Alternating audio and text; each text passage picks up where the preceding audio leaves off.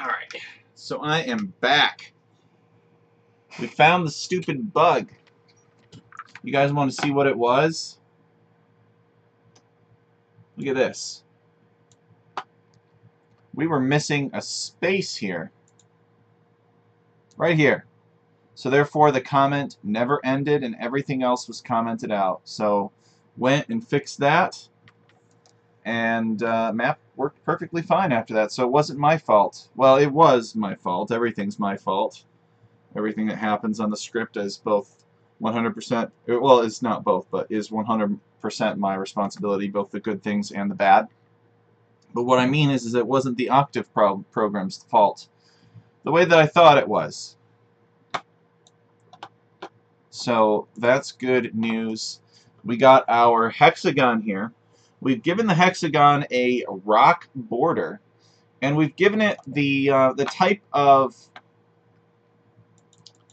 water that does not have a border or a beach. It's basically water that you just can't interact with. It's just kind of there. So you can't put units on it. Well, you can have ships and stuff, but you can't dock this. And obviously land units can't go out there. So if we went and tried to like build the dock, well, we couldn't. So it's essentially a lot like Socotra. The difference is that it cannot be walled either. So we tried to build a stone wall. Hey, Cesar, perfect, you're here. Stone wall. No can do. Look at that. No stone walls. So this means that players are going to be, it's going to be very aggressive because you can't wall your opponent out. He can always get to you. So, Cesar, I would like to ask you a serious question now. How do you want players to start on this map? You want just a standard start with the town center? Or do you want a nomad start?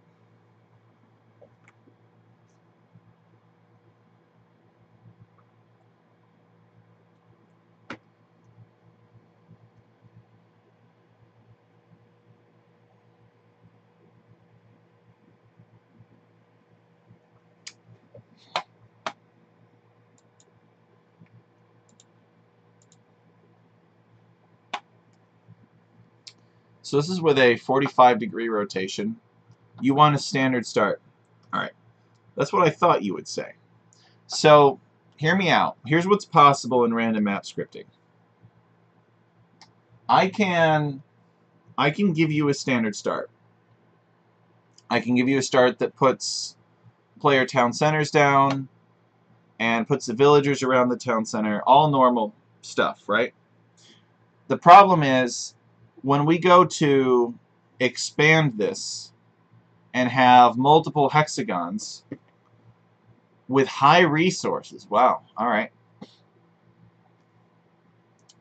When we go to expand this with multiple hexagons, it is not nearly so straightforward to put the players down opposing each other. Let me think what I mean. So, if this were the complete size of the hexagon right here, then this would be very doable, and we could literally put it down right now. And maybe I'll just illustrate it. But we're going to have to change the land generation of this so that when we have a giant size, the squares are the same size, because right now this square is significantly larger. So the size of the square grows, or not square, but hexagon, it grows with the size of the map. So that means that I basically have to take these hexagons now, and I have to put them in, I have to put more of them in different places. So maybe I should work on that first. Let's think here. So first of all, let's kind of work with the giant map size. And let's see what we can do with this. And let's get a version of this working where we have 4 of these islands on the giant map size, so we can at least get that baseline established. And I think we can do that pretty easily. So the giant size, oh, alright, I actually know this. I know this. The giant size, the lengths of the edges are twice that, so it has 4 times the area. So therefore, for giant size, f is going to have to be equal to 1/4 of what it is for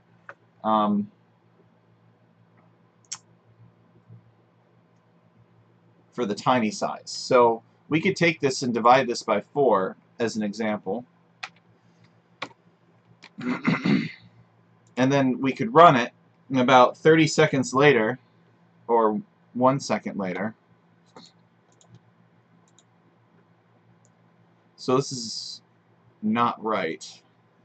That is definitely much, much smaller.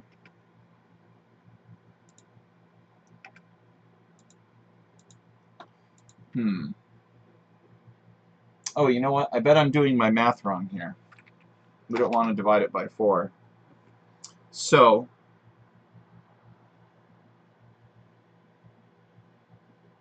the area of, let me just check to make sure these numbers are right.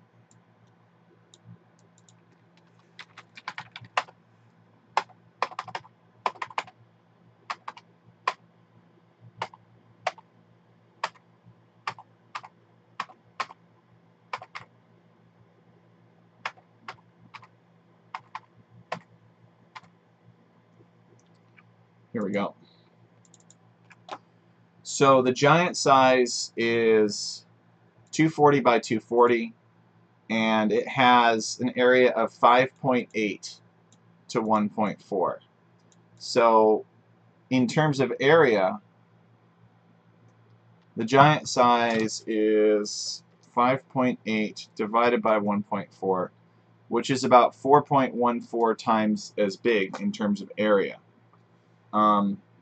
But if we're looking at edge length, and it's only twice the edge length, so therefore we need to divide this by 2, because the magnification refers to a single dimension, not the area.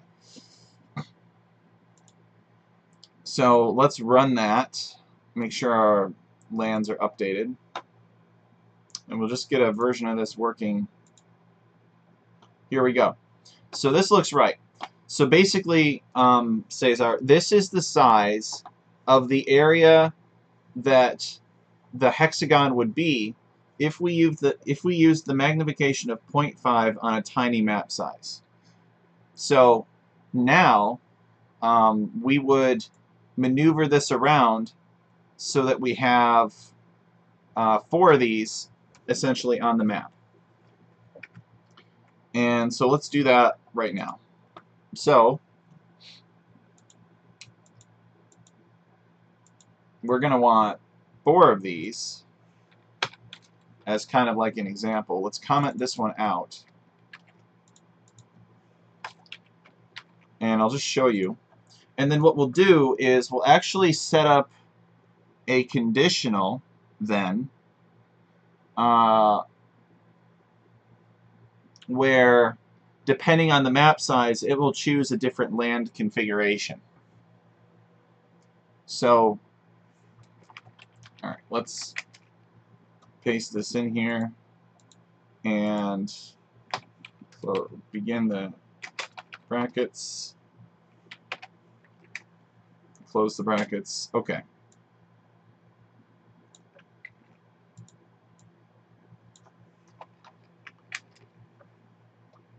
So we've got it centered right now, but we could move this to like 25, 75, and we could do 25, 25, for the different quarters or quadrants. And 2575, and then let's do some more.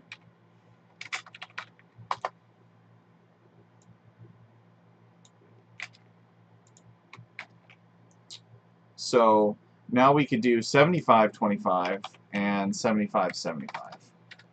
And these represent the centers of each of these little hexagons here. So we'll run this, and we should get those 4 arenas like the ones that you were looking for. Takes us about 3 seconds, which is nice. And let's take a look. Aha!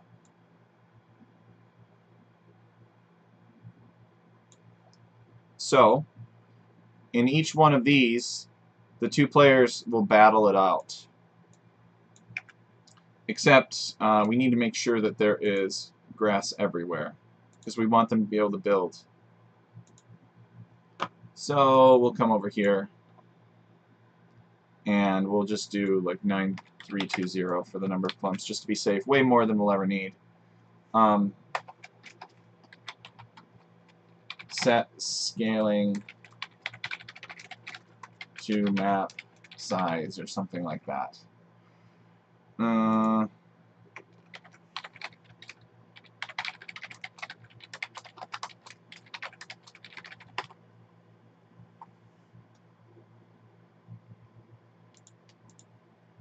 Here we go.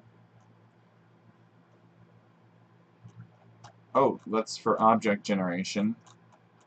But I think it's for terrains as well. We'll see. There's some kind of scaling command that we can add here, and we should. Set scale by size. There we go. Set scale by size. Alright, it's not going to matter, but there we go. So, this is approximately how big each of the tiny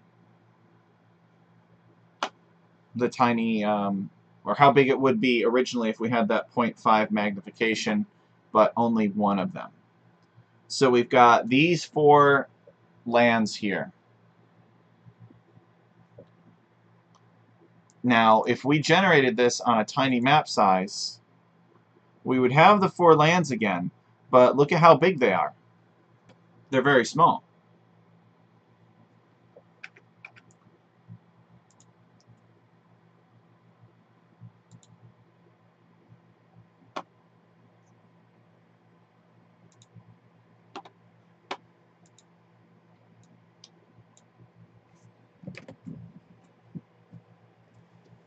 So,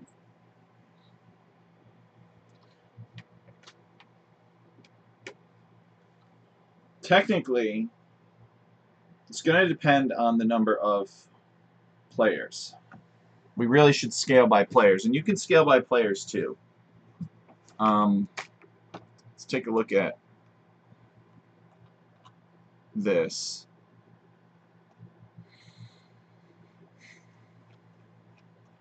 So,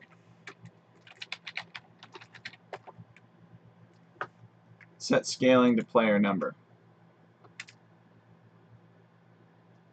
So you can do it with objects, but there are also, here we go. So there are also conditionals. So if 1-player game, if 2-player game, 3-player game, etc. So we can put a conditional in there that says, if this is a 1-player game, or this is a 3-player game, or this is an 8-player game, do this. So that's the next step here. Let's check on our file size to see how big we are. We're only about 140 kilobytes so far. So there might be some opportunity to expand on this and program more potential options in.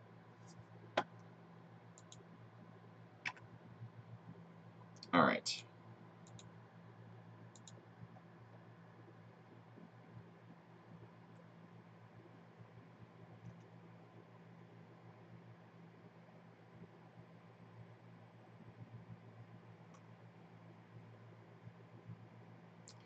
So,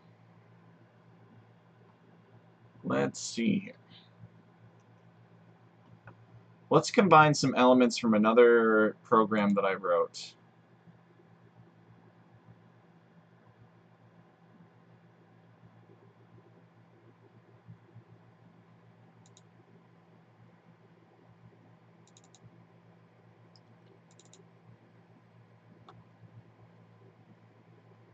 Not this.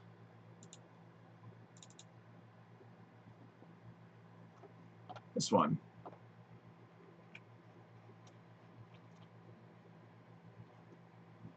Okay.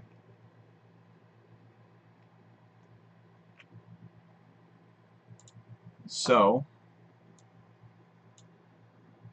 let's pull this up in another tab. Okay.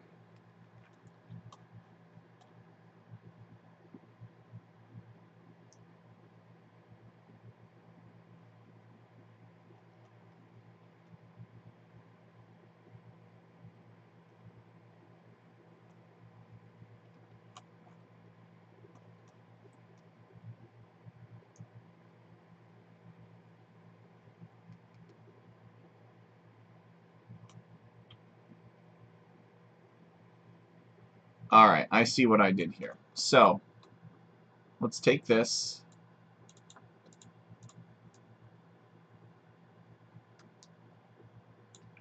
And we'll copy that.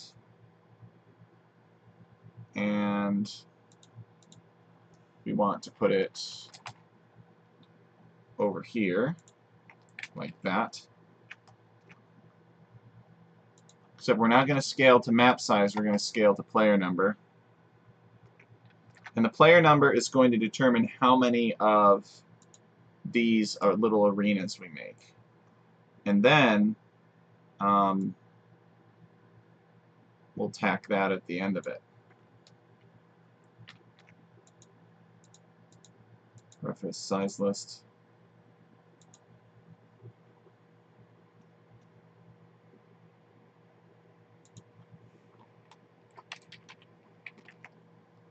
Okay.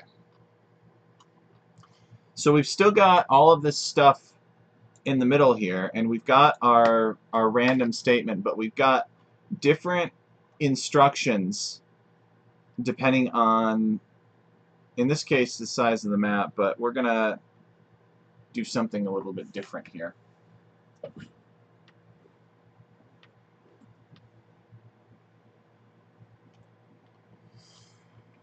Okay, so we need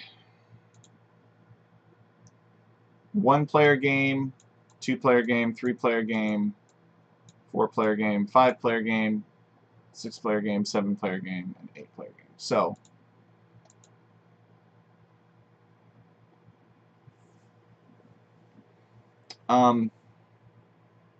if P12, okay, else if P34, so basically P stands for players and 1, 2 stands for 1 or 2. So otherwise if players 3 or 4, otherwise if players 5 or 6, or otherwise it's just else. Okay, so those are all of the options there. Else. So we can get rid of these. So we don't need them anymore.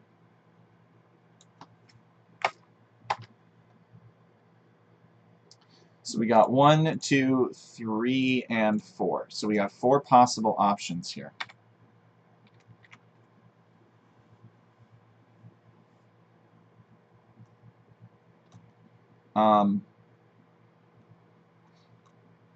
Okay. So we want it to calculate the structure or store all the data.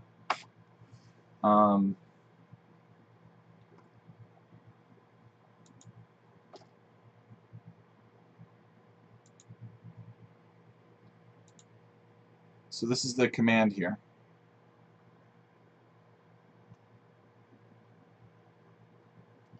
So these are the different instructions that we need to give it. So we'll cut that and paste it here. And this represents the case where there are 4 arenas to compute. And then we'll put something here, except we'll get rid of this arena. And we could actually put them in different places, but let's just keep them here for now. Alright. And then for the case of 2,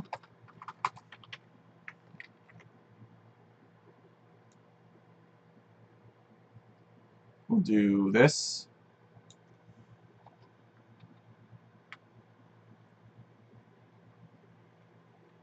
Just like that. And now, for the case of 1, we'll just put the simplest here with just the one land generation command. Just like that. Okay. And then size list is equal to size prefix, which we basically determine else if player 5/6, else. Okay. So we got that. And what's this here? Oh, okay. So we want this random statement appearing instead.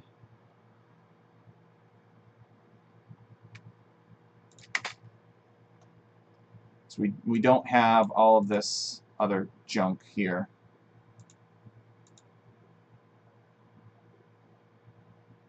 So we can cut this.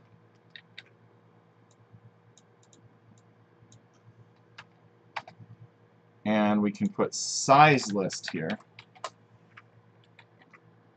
And then we'll paste here.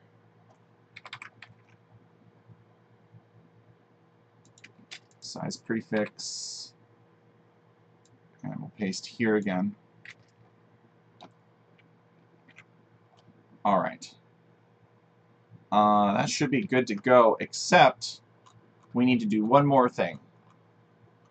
We need to define what P12, P34, and P56 mean. So, to do that, we're going to come back in here to the manual portion, and we're going to put our player statement in here. So,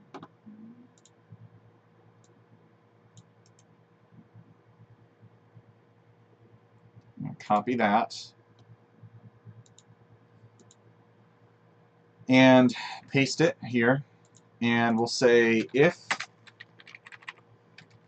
else if, else if, else if, else if, alright, else if, else if, else if, alright, and then end if. So what this is going to do is this is going to go through and it's going to check how many players are loaded into the game. And then we're going to have it define P12, meaning it is a game with 1 or 2 players. So therefore it will require 1 island.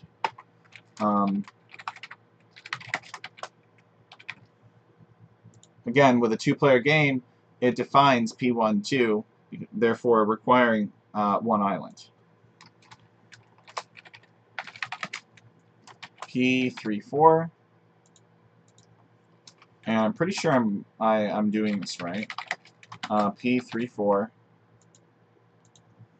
Okay. define P56, define P56, and then we don't have to do anything for the 7 or 8 player game because that is part of the else statement where it's basically whatever's left, it will go in and assume that it needs to place these 4 arenas. Alright, so I think we've got everything here.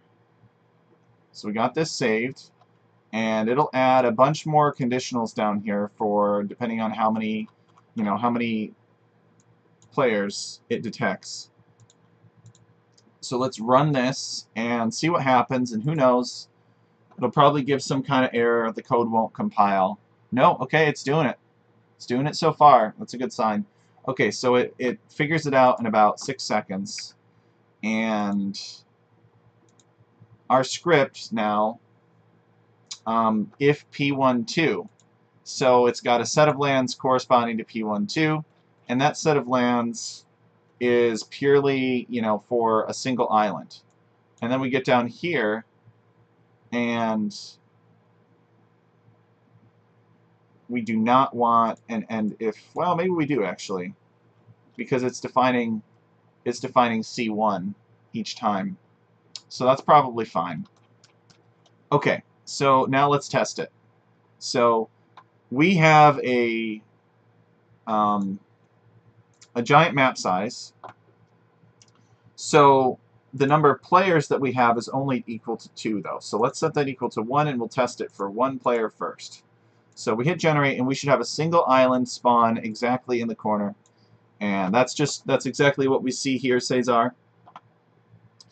Now, if we increase that number of players to 2 players, we should still have this 1 island in the corner. As you can see, that is the case.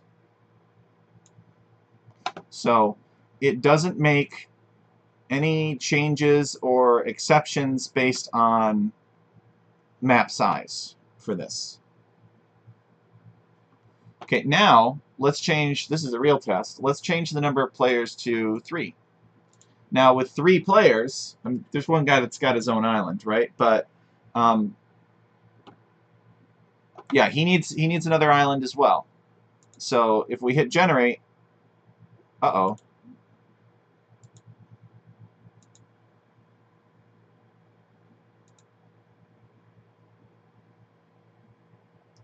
Alright, if we hit generate, we do not spawn that island. But we should.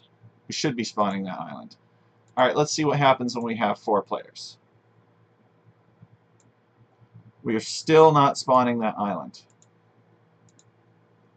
Okay. 5 players.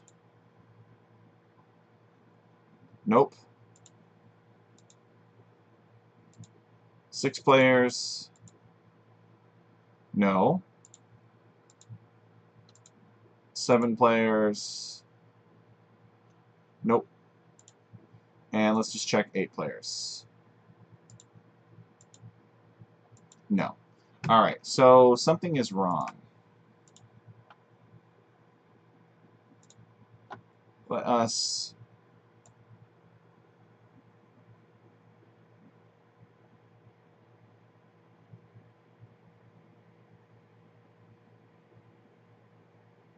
define C1. So that's built-in section.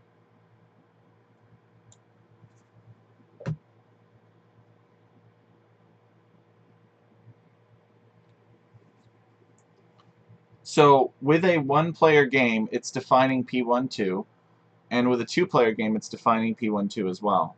With a 3-player game, it's defining P34, and with a 4-player game, it's also defining P34. So we should be able to search for P34, and we should find it here, here, and else if P34, do this.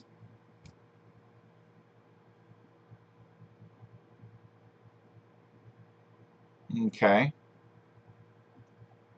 So it should indeed be doing that. Start random, percent chance, end random. It's C1. And those constants shouldn't have anything to do with it, because it should not actually be executing this if it's not in a conditional that's not chosen. So, let's take a look at the code and make sure that we're not overwriting something. So we have these in different locations here. And we've got M, which constitute the different points. And we've got them all in like 25, 25, 25, 75.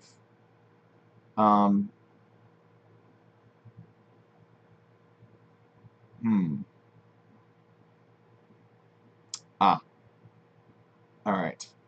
I think I understand what's going on here.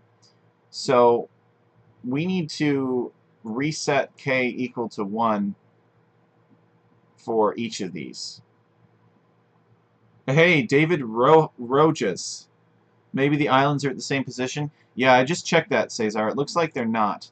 I think what's happening is that we need to initialize k equals 1 in front of all of these, because I think that what's happening is maybe it's getting screwed up somehow. Well, I mean, little k is equal to 5. And so it's kind of like treating that as its own independent thing. David Amigo. Oh, David is a friend of yours. I don't know much Portuguese, but I do know that word. Let's make sure that it's not... Yeah, I think...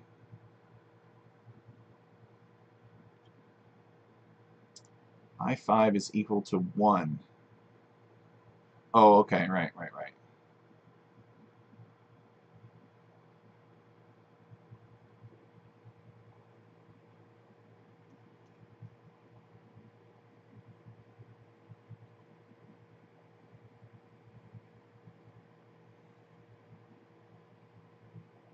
Oh, Spanish, but close enough. Okay.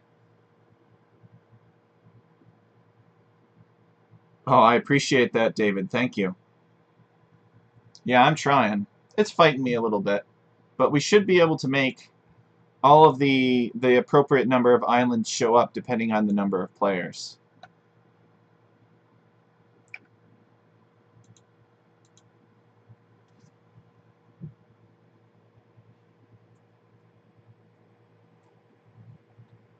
So that's what we're working on now.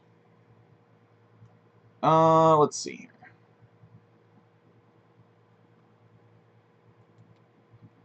I don't think that's the answer, but you know, let's try it.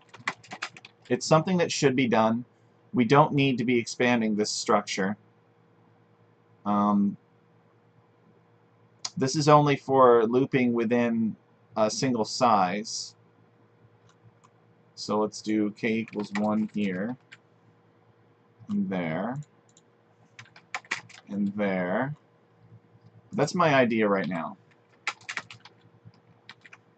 Alright, and then we'll run it. So this structure will always be just one entry because we've only got one angle that we're sort of we're doing it at. We could expand to other options maybe later. I mean, it should all be the same thing, but you know, maybe like all of these lands were the same. So let's, like the last one for this is 26 and 16, and the last one for this one should be different, because if it's not, we're going to be in trouble. Okay, we're approaching the next break here. 14 and 77. So I think that's a little bit more promising, maybe. I don't know. Let's see. So number of players, we'll try it with 1. So we indeed get the single island here. And number of players 2. Generate. We should again have the single island on the left-hand side. Okay. Moment of truth. Number of players 3. Aha! There we go. That was it. So number of players 4. Okay, so we have enough arenas to accommodate 4 players, and now we'll increase the number of players to 5.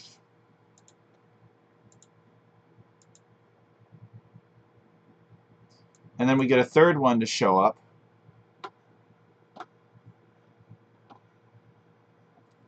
Exactly, let's go, says Cesar. So progress, 6. Okay, again we got the 3 with 6. And then finally, once we pick 7 and 8, we should get 4. Alright, then there's the 4th one right there. I don't know, it still seems a little small to me. Maybe it's not. I mean, it's not a big deal to adjust it. Heck, we could even change the size depending on the number of players and everything. Number of players, 8. And we'll generate it, and sure enough, yep, we've got the four arenas, if you will, non-interactable. Now, important note, this scaling does not depend on map size. So if we have 8 players and we select a tiny map size, we'll still get those 4 islands. I mean, they'll be closer, but we will still get them. However, if seems pretty small at the end, yeah, we can adjust that always. But if we went back to 2 players on a tiny map size, then we would still be over here. So actually, it might work out, you know, that you guys could use the same map. This map already exists, says Buggy. Really? What's the name of the map? You name the map, and we'll go check it out.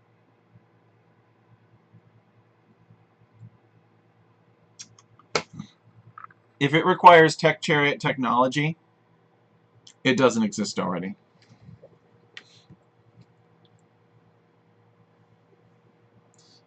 But it might not require Tech Chariot technology. Maybe it's just Tech Chariot. Oh, you don't have to load it up. You just have to tell me the name. That's all. So, what we could do, actually, now, is we could get a little bit creative with the positioning of these islands.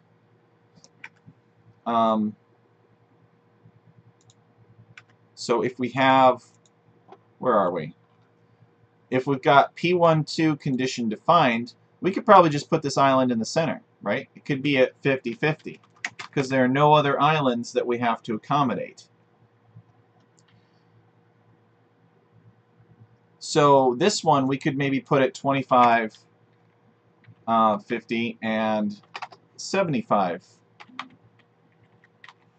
50. And then these ones, some kind of isometric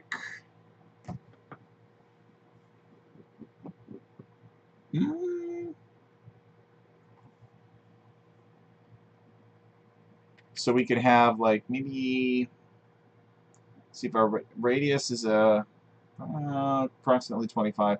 I guess we could do like 50, maybe like 40 and 0. Oh, actually, you know what? Come on now. We're smarter than this. We did our unit circle in grade school. I remember how to do this. Our radius is approximately 40, let's say, and we're going to want the cosine of 120 degrees to get the x-coordinate. So we're just going to put cosine d of 120, and we're going to put sine d of 120. So whatever those numbers come out to be. And then we're going to do the same thing down here, except we're going to use 240.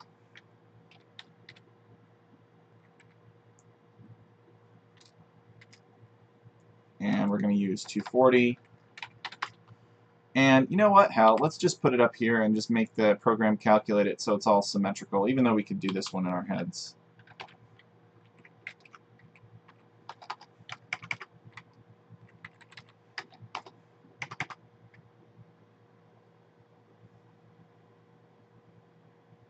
Enemy archipelago. No kidding, Buggy.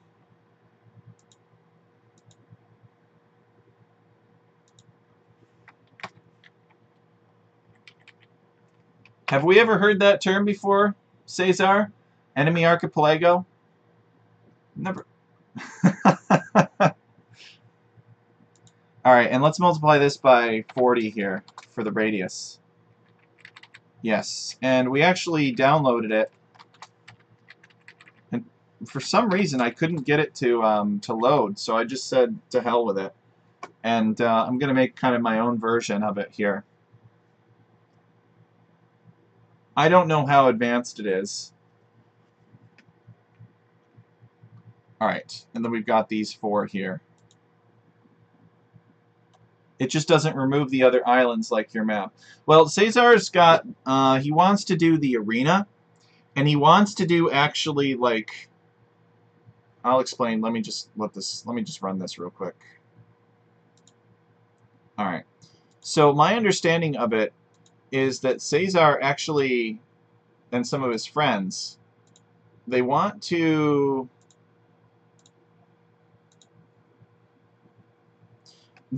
have, increase from tiny to, let's say, large.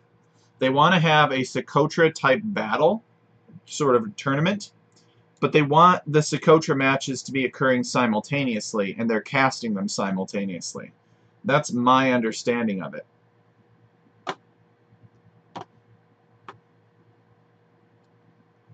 No, because what they're gonna do, Cesar explained to me, is they're actually going to start with 8 participants, and then the winner on each island will move on to the next round. So they'll just cast it all at the same time. And then the next round, they're going to have 4 winners, right? So they'll only need 2 islands, and then they'll cast all of that at the same time. And then for the finals, they're going to have a single island in the center, and they'll cast that like a normal Socotra match. Alright, so I think we positioned everything intelligently. So let's check it out. Okay, number of players, 1 player. Okay, so for 1 player on a large map size, we indeed get the spawn in the center. We should assume that 2 players is going to work just fine, because we haven't messed with that. So now let's check 3 players, and we get, yes, 2 islands just like that. And now let's look at, even though we technically don't have to have the 5 and 6, I like to program it in anyway, just in case they ever need it. Ah, no. Alright, so we messed up that one. And now let's take a look at 7 players. Should be the 4 quadrants. So that's right. I think I know what we did wrong here. We need to add 50. We need to go 50 plus, because it's technically centered at 50. 50 plus. Alright, and we'll rerun that.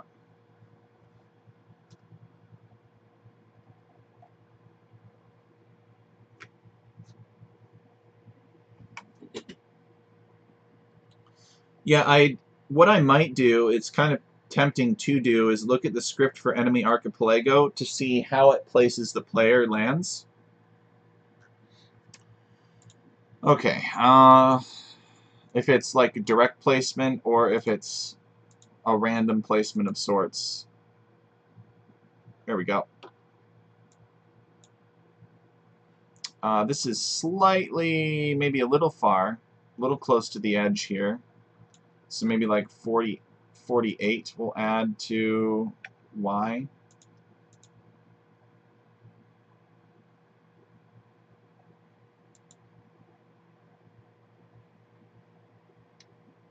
Oh, we can't do that. Alright then. We'll go 50 plus that, and that'll be the first one. And then, oops.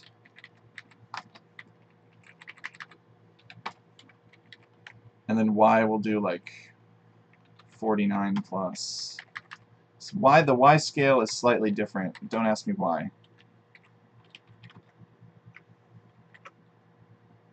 I believe that to be correct.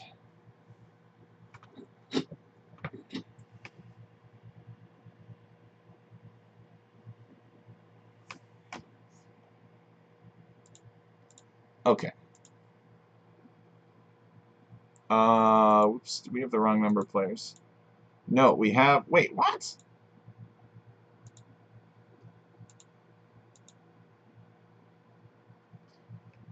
How did we mess that? Did I mess that up somehow?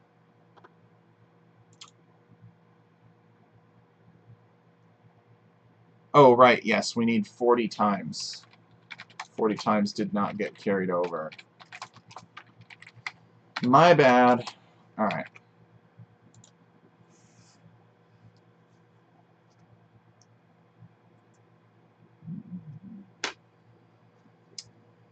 Okay.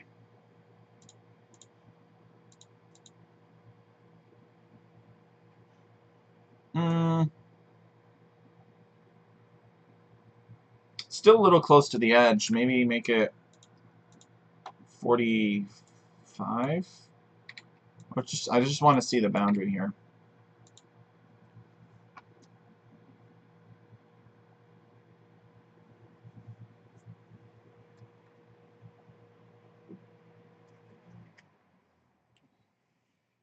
Okay.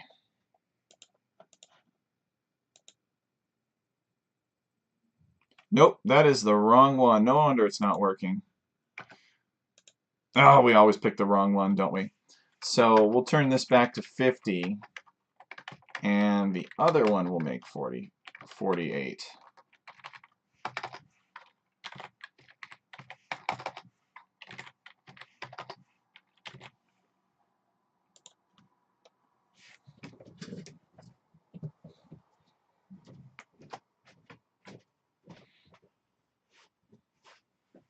Let me grab some wool socks. It's getting a little chilly in my room, actually. Okay.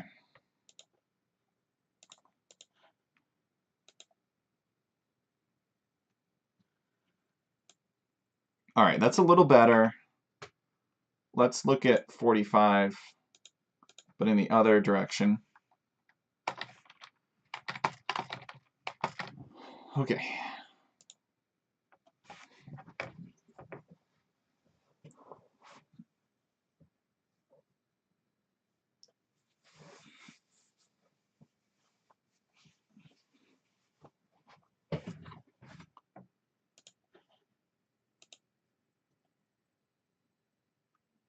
Alright. It's a little better. It's not, you know, perfect. We could actually maybe even make it 40.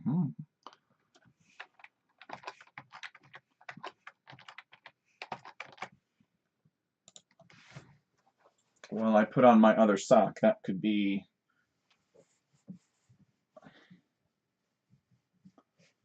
could work. Alright.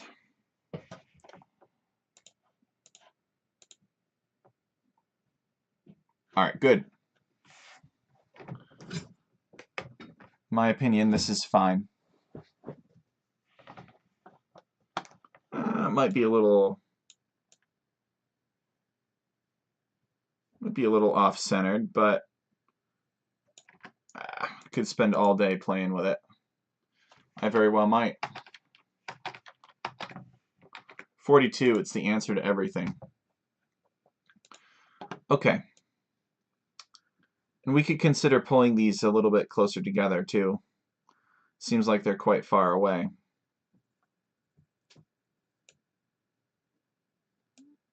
So let's, as soon as this is done running, we actually don't even have to wait necessarily, but it's done, so we'll regenerate it. And let's just, for the sake of sanity, let's just count something. So let us come over here to units, and let's get out the handy dandy Fetorias. Fetoria, here we go. And let us measure 3, 4, 5, 6, 7, 8, 9.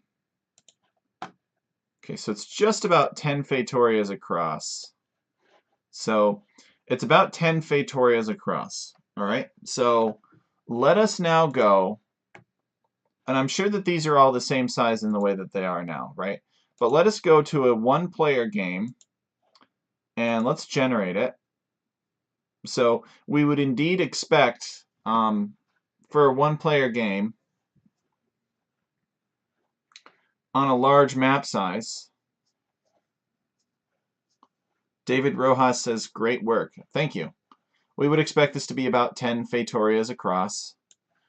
But let's see how big it is on a tiny map size. So what do you guys want to do? Because if they get the map size wrong, 3, 4, 5, yeah, so it's approximately half, which makes sense because a tiny map size is about half the size of a giant map. So what do you guys want to do? You know, what do you want in terms of the number of tiles? How many tiles across do you want these individual non-interactable islands?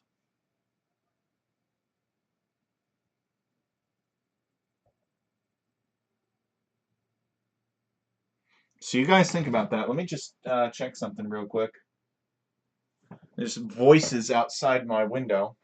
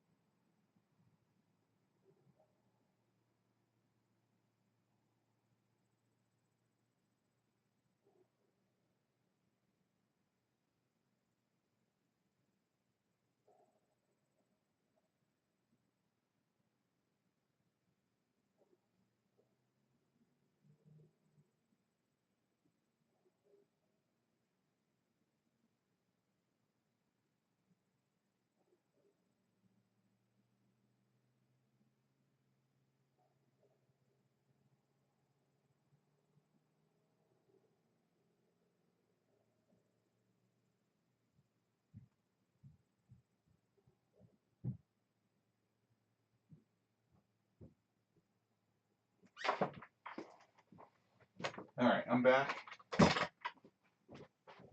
Everything appears to be in order.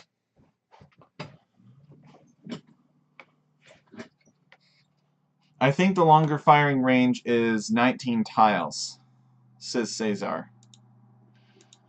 Oh, the Tatar Trebuchet. Well, we were 50, approximately 50 tiles across because we were 10 Fetorias. And in this case, we're about 25 tiles across on the tiny map size. So if two players played on a tiny map size, the towns would be very close together. you know? Like, let me show it for scaling purposes. Town center.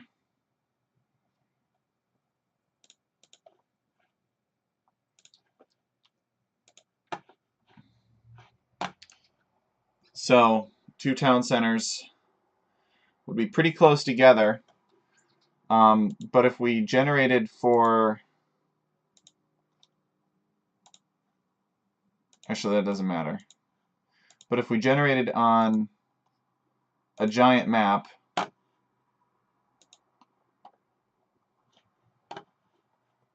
then, you know, somebody could have a town center here, and somebody else could have a town center here, and they would have a bit more space. But it's still not a lot. So, you know, the question is, what do you guys want for space?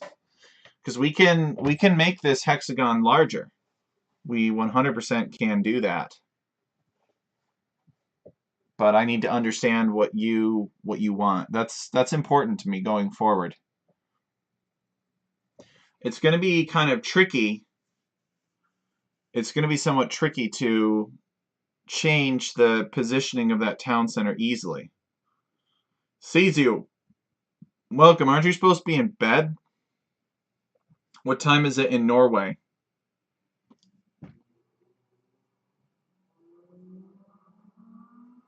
Isn't it like 3 a.m. in Norway? Of course we're live. Oh, you're in Sweden. Okay. And it's 4 a.m. in Sweden. What are you doing awake, man? Maybe you're anxious. Maybe you're working on your map. I assume that you were in Norway because you were a friend of Akal's. But I shouldn't assume that Akal is only friends with people from Norway. Don't know, just drinking. Okay, so yeah, let me know, Cesar. This is your event, so you are the expert about, you know, what you want. He is. Akal's a good guy. All right, let's try increasing that magnification a bit. So right now we're at 0.5 divided by 2. So we're at 0.25. Let's increase this to 0.3. In fact, let me just put this in there directly. I'm not really sure why I'm... Okay, and let's run that. And we'll keep iterating it. And we've already got all these different conditionals and these logical statements set up so that it'll automatically change the number of islands depending on the number of players. I will sleep now, though. All right, rest well. Sizu, thanks for stopping in and saying hello.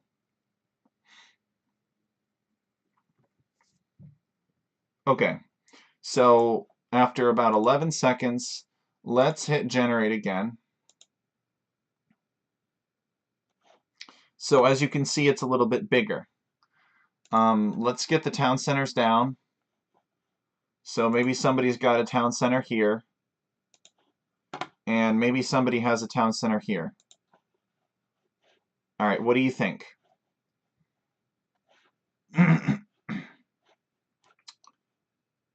Too big? Too small? Just right? So too little, too much, or Goldilocks?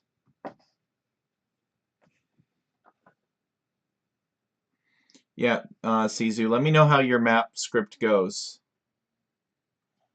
It's much, much better. Is it where it needs to be? Or do you want it bigger or smaller? It seems right? All right, seems like Goldilocks. So now in this case, let us go and check and see what effect that has had, if any, on the player spawns here. So for a 2-player game, yeah, it's in the same spot. That's no surprise. Number of players, 3 players. So now it'll generate the extra island. And it looks like these islands are still far enough apart to where there's no interaction. and they're the right size, so that's good. Let's take a look at 5-player map size, or 5 players.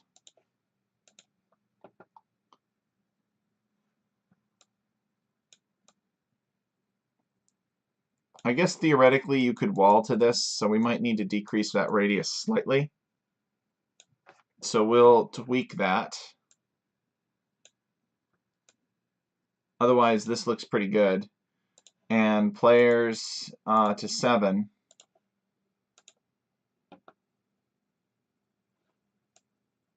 Okay, this looks good as well.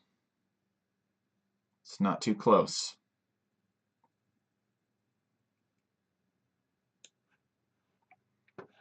Okay. So let us... Where are we? Let's do like 38 maybe. This is the trickiest one. We have a winner. Ah, okay, excellent.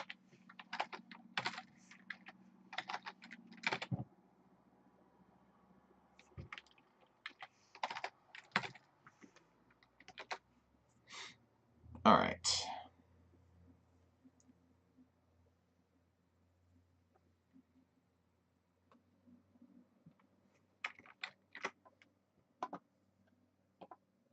Maybe try this.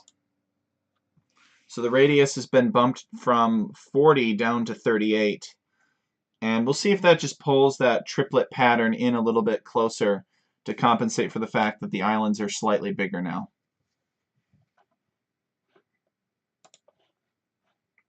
All right, players. Oops, 5 players. Okay. Yes, that will work. It could be maybe slightly off center a bit, but you know, it's not bad. It's okay.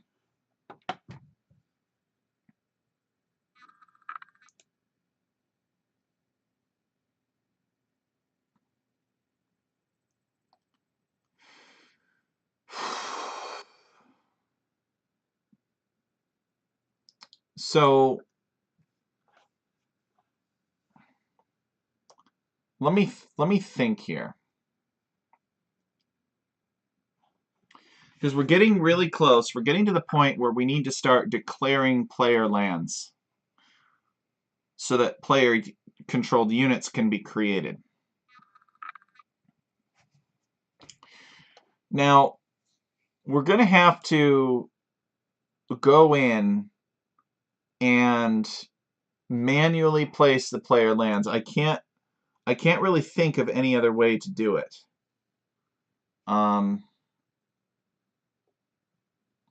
Except maybe to have the player town centers avoid their own actor area.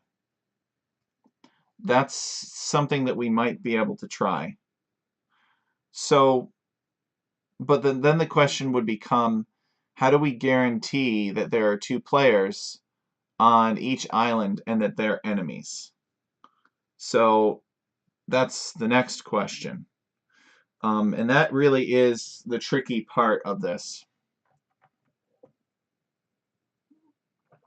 There's not really any way around it.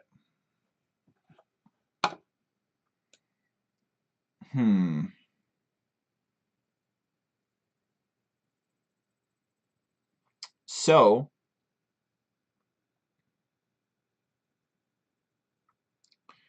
we could man.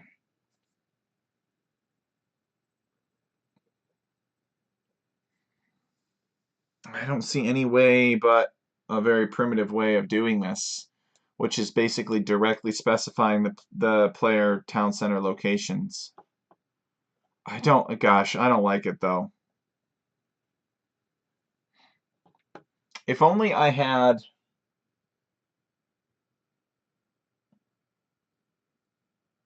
Well, that really wouldn't work either. I don't really have anything that's built and intended to drop players across from each other in a pattern like this.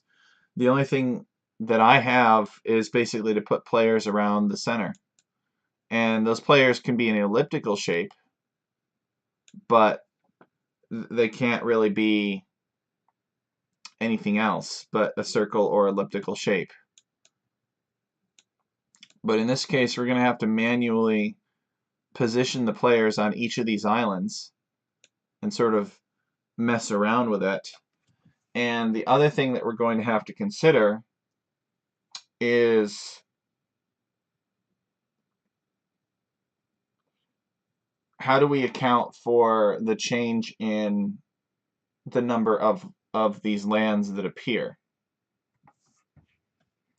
So if we have, let's say, a 6-player game, and I know you guys don't expect to have that for the tournament, but maybe, I don't know, who knows, maybe there's a qualifier round or something like that. And the example holds for whether or not it's a 4-player or an 8-player game. But if we have that game, and we have, well, let's just generate the 8-player game so I can kind of talk my way into understanding this and wrapping my mind around it fully. But if we got these 4 lands here, I mean, this one is pretty straightforward. We can assign a player and their enemy in each corner, and then maybe have the town center find closest to that player land. So the player lands would actually be in the corners. So I guess that's not too bad. I don't know. Maybe I'm overthinking it. Maybe that's all that we have to do is kind of find closest to the player lands. And let's do 4 players again and check the configuration for that.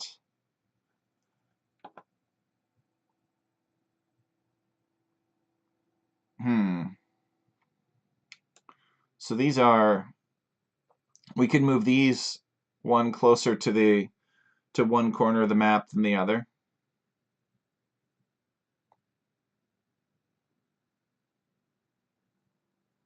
Suppose it's possible to rotate these essentially 45 degrees. Let's do that. We have the chance. So this radius is 25.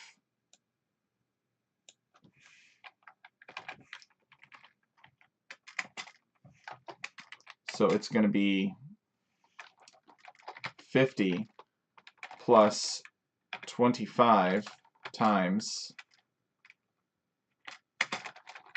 the cosine in degrees of 45, and then sine d of 45.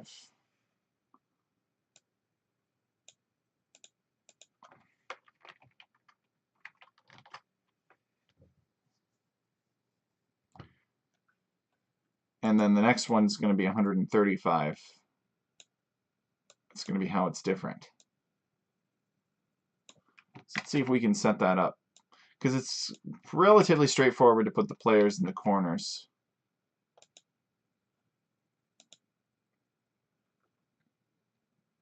Oops. Need to change that number there. Otherwise, those lands are going to be the same place.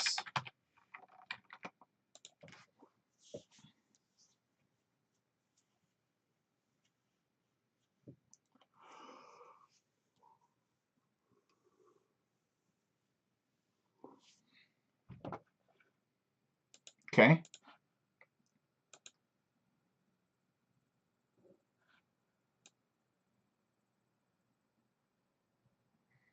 No, I think I need 180 degrees actually.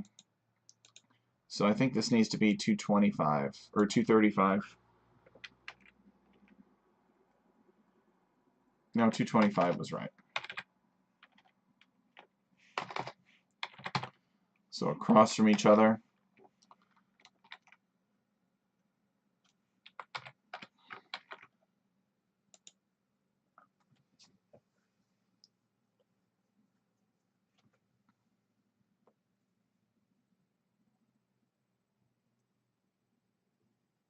Okay.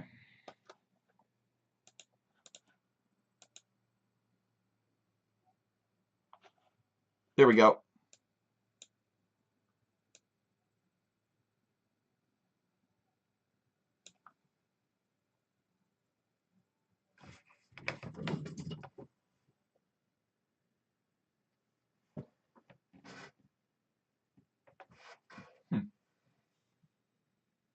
Did you guys hear that? I thought I heard music.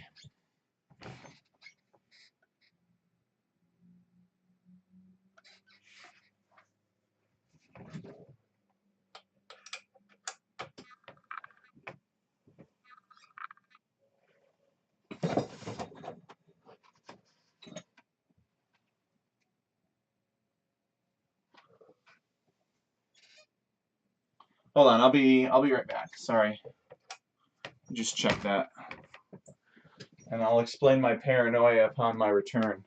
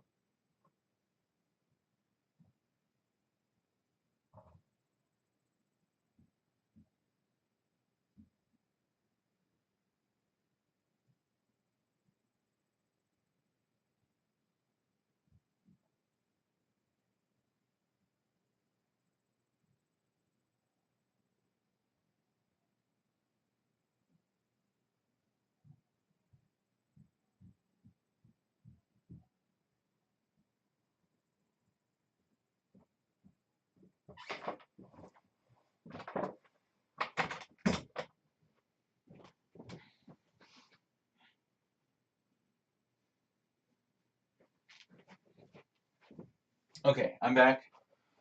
Sorry about that. It doesn't seem like there are any intruders on my property. But I've been hearing reports about how there are people, like there's a crazy woman that's driving around in a car that has two smashed up ends. Both the front and the back are smashed in, and it's completely not safe to drive on the road. It wouldn't pass inspection. Thankfully, the judge has given her 30 days to either get it fixed or get it off the road. Anyway, she's been like just if you leave your door unlocked, she'll just go into your house and take a shower and then help herself to whatever food or other things you have there. And then there's also been reports of like people stealing equipment and other things out of other people's barns. Just like the past few years in America, it's just like has been like a third world country. And I never thought that it could happen here in my town because everybody has a bunch of guns. But I don't know, they're just letting crazy people walk the streets. So anyway, that's why I'm all paranoid about that, because I don't want anybody doing anything to me. So I think what we can do is, yeah, it never used to be like that. Like 10 years ago, it was unthinkable. Okay, so I think what we can do is if we can predict where these lands are going to be, we can place the players town centers so that they avoid their own actor area, but they're on a specific terrain type. And we can put like a specific ring of terrain on each of these islands so that the town centers only spawn on those rings. I think it could be a little bit tricky, but it could work. So, the first thing that we need to do is let us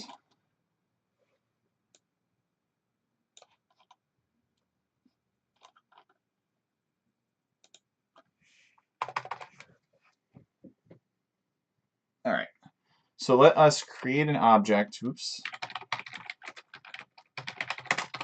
town center.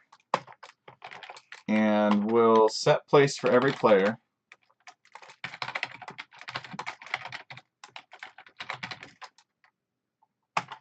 And we will find the closest place that the town center could be spawned on. And each player will get one town center. That's what set place for every player does. And we will give it an actor area, 9999, and actor area radius of like, I don't know, 20. And then we will have it avoid actor area 9999. So we'll have it avoid its own actor area.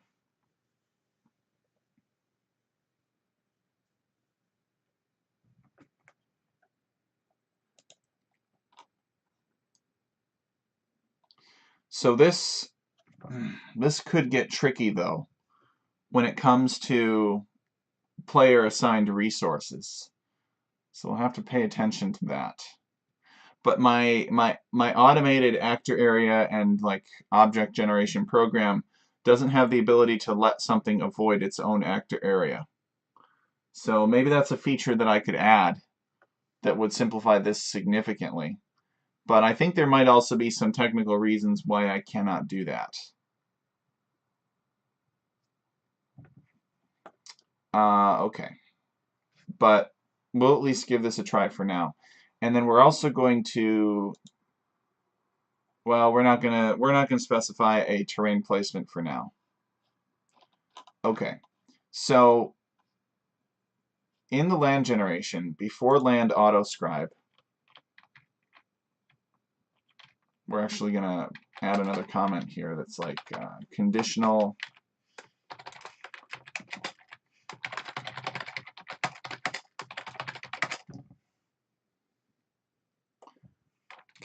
to define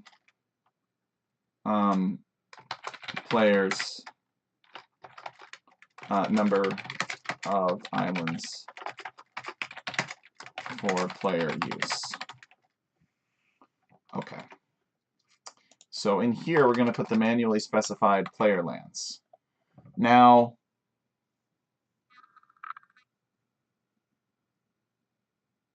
okay. Let's go get them. So Irish, we need to rip it out of Irish Nomad probably. And we did have this before, but I deleted it because I was trying to figure out what bug was going on that was causing it to not work. So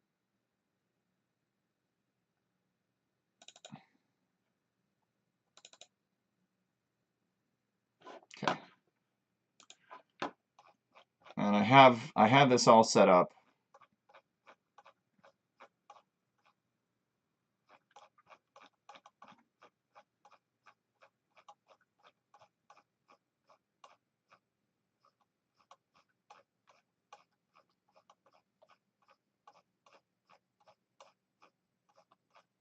Okay, here we go.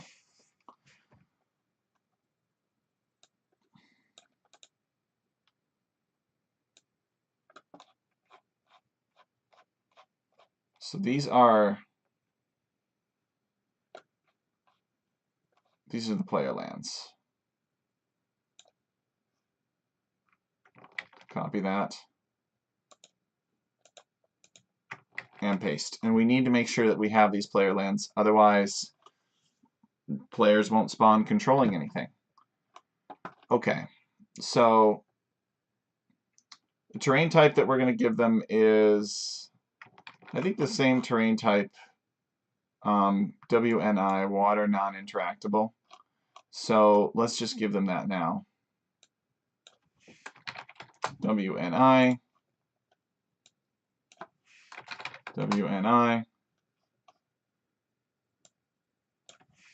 WNI.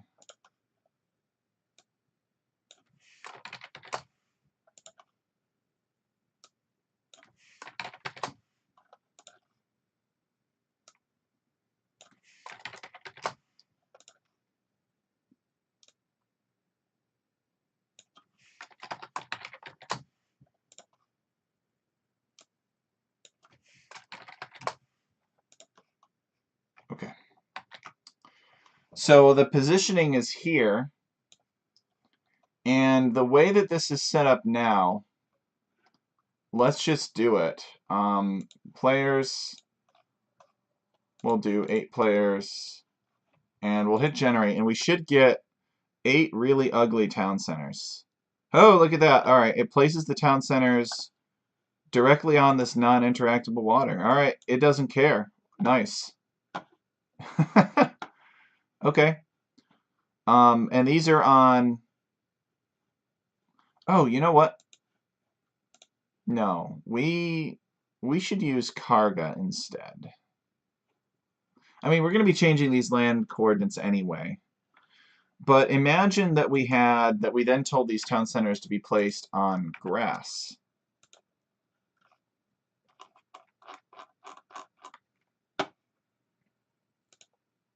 Okay. Terrain to place on grass. Then, when we hit generate, the town centers vanish. Where are they? No matter. We'll get them. We'll get them. I know what they're doing. I know what they're doing, and it's not going to work. So, constant off-grid 647. We'll create off-grid, and then we will place the town center as a second object. All right, that should do the trick. Okay, there we go. So these town centers are basically being dragged from the corner of the map over here. Now, I actually think that we can do a little bit better than this. I think that we can create a ring of terrain that we are interested in. So let's come up here to terrain generation, and we're already creating grass on this unbuildable rock beach here. So now let us create another terrain. Create terrain, and let's just create dirt. And we're going to create dirt on the grass. And that dirt is going to have spacing other terrain types of, let's say, 8. And we're going to set scale by size, that's fine. And then what we'll do is we'll create grass back on top of that dirt. So this such that we essentially get a ring of dirt on this grass. And spacing other terrain types is going to be 1. And now we'll make sure that this town center is placed on dirt instead. So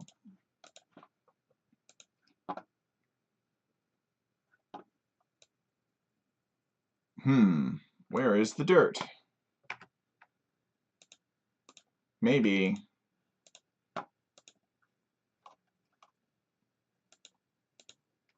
like grass 3.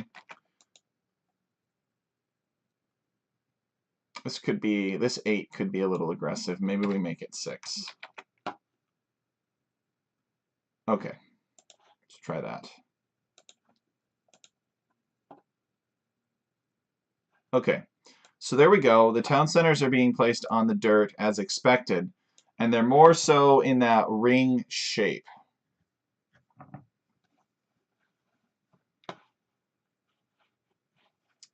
But we don't want just these 2 islands to be occupied. Well, we want this. We want all 4 to be used, because we're trying to get this battle arena type thing working.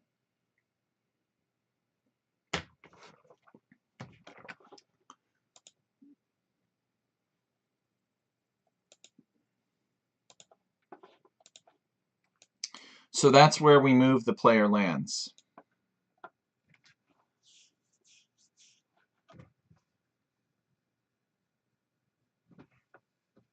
So let me think here.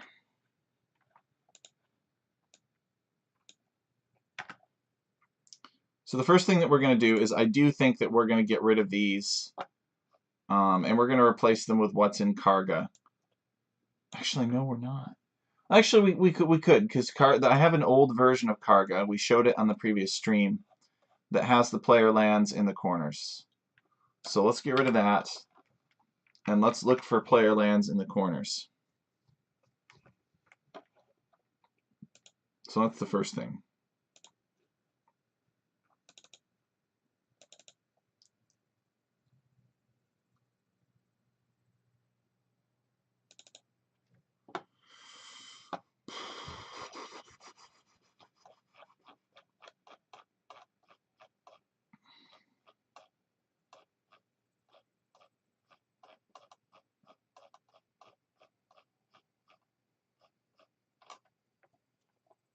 Okay, here we go.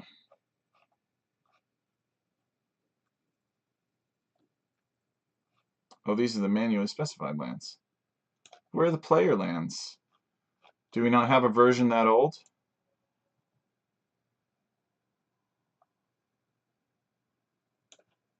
Are they just all the way at the bottom?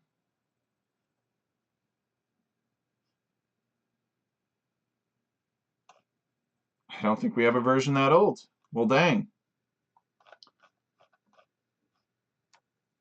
Unless we try this one.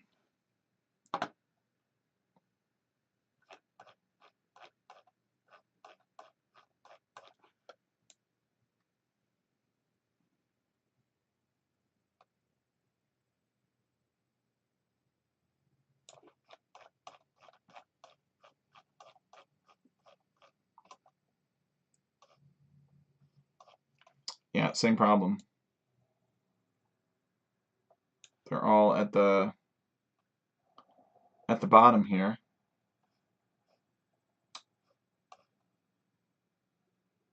Yeah. All right, well, forget that then. Looks like we're bringing these back. Flautagono. Bring those back. Okay. So I guess it's we got to go through and do this the hard way. So we have this first player assigned to land position 1-1, and we're going to assign this one to 1-2, and this is basically his enemy. We're assigning to team 2. So we're going to change the position of this to 1-2, and now this next player, who was at 1-2, we're going to assign to the other side now. So it was 98-9-98, so now we're going to make this one 99-99. So we basically are flopping those two. This is 2-1, and this is going to be, oh right, because these guys are on, they're all in the 4 corners here. So this next player, we're going to have to put, so we went from the left corner to, so we went from left to right, and we put something next to the right. So now let's go to top. And for top, we're going to do like what? 1,100. And now we're going to do like 2,100. And now this next player, we're going to do 100,1. Should probably do 99 just to be safe. 100 is sketchy. It doesn't necessarily like 100 all the time. So 99,1, and this is going to be 99,2. So I think this should put the right players on the right islands for this. So let's generate first of all.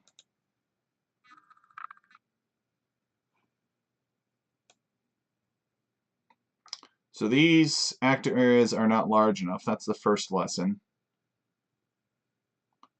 So we should probably make it closer to 40. And to do that, we're going to come back here and go to Objects. Actor area radius, maybe 35.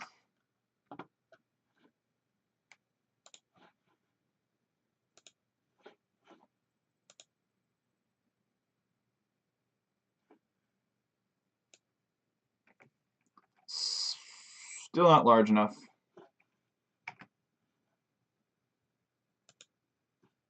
Maybe 40.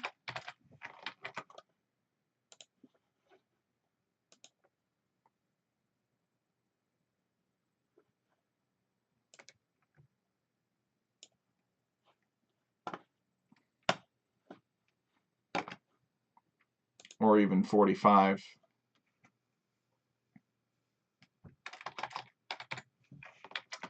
Oh, you know what? I almost just had a better idea, actually. We could create an actor area at the center of each of these islands, and then have the town centers be placed within a certain distance of those actor areas. That might be the play. And we could predict where these islands are through math. Ooh, I kind of like that better than having this ring here. All right, let's generate. Of course, we'd still need the town centers to avoid their own actor area, but the chances that they would be right next to each other would be quite small.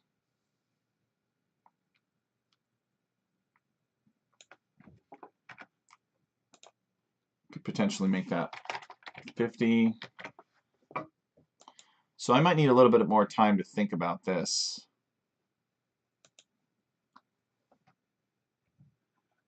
Okay, so 50 is too much because this other player doesn't appear down here, and this other player doesn't appear down here. So 50 is too much. Maybe 47.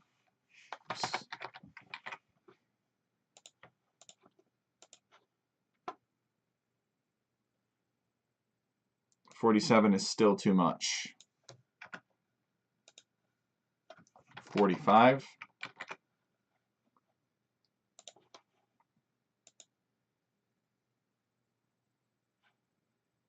Okay. They seem to like to appear in the corners of these hexes. Now, the other option is that we could actually just, and it's probably the right thing to do, but we could figure out exactly where these coordinates should be for these town centers, and then assign the player lands to those exact locations. For now, though, actually, wait a second. This is you said this was going to be played in a free-for-all format, right? So we don't need all those fancy teams or anything like that. This should work even if we just assigned the positions randomly. Okay, so let's just go and test this real quick.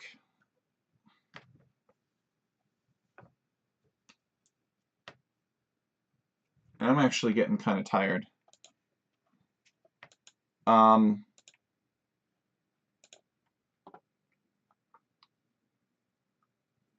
So let us go to a giant map size, because that's the requirement. 8 players, no teams. But let me just test something here and see what happens when we use the teams. All right, and we're going to pick this map.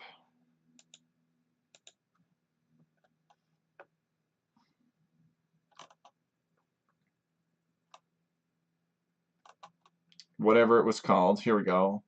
Flautagono. And let's start. So let me see if people are enemies. So I got my town center here. And Marco Polo, so we're enabling cheats. Okay, so I have an enemy on my island.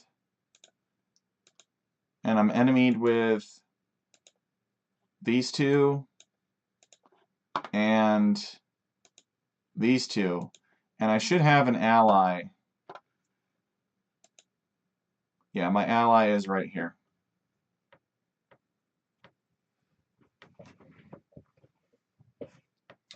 So if this, if it truly is a free-for-all type environment, maybe instead of messing around with these random lands, what I need to do is I actually need to generate lands for these hexagons like we discussed. And I actually have a built-in program that can randomly assign player lands to be like attached to each of these here. And I think that's the right thing to do.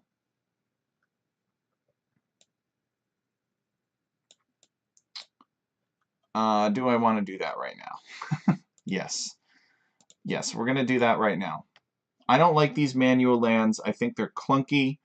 I've actually got something that could work for this. It's streamlined. Here's the catch, though, is that we're going to need a different hexagon. Love the idea. All right, that's good. So right now we've got, now I'll show you. I love the encouragement, so thank you.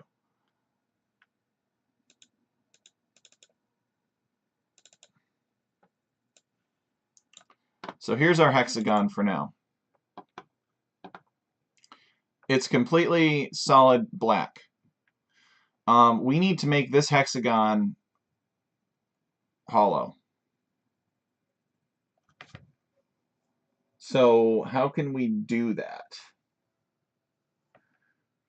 It would be easiest to just change the image, and then we'd scan it, and then we could actually use multiple layers of hexagon, if you will, depending on what suits our purposes. So we could keep this hexagon, and then we could get another hollow hexagon and sort of superimpose that on top, and those we could pick the lands from that in sort of an equal distribution to put the player lands on. That could actually work. So in other words, we'd have like another hexagon on top. And it would just be a line. It would be a line hexagon. So let us see if we can find another hexagon here. Hexagon outline. Aha. So here we go. What do you guys think? That looks pretty good, right?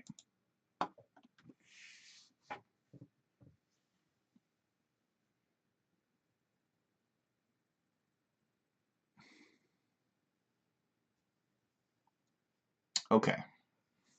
So we're going to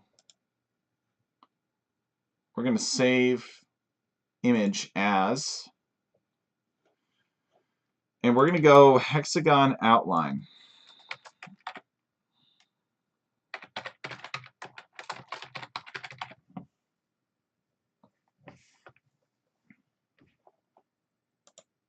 We're going to save it.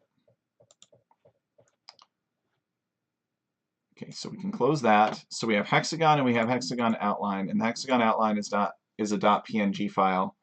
And hopefully that doesn't change the nature of the matrix. But in case it does, actually, let's just change this to a JPEG.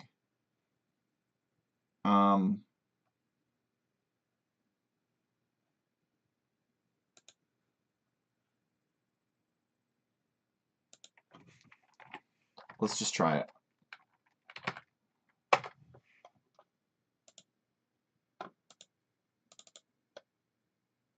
Okay, good. We can just change to a JPEG in that manner.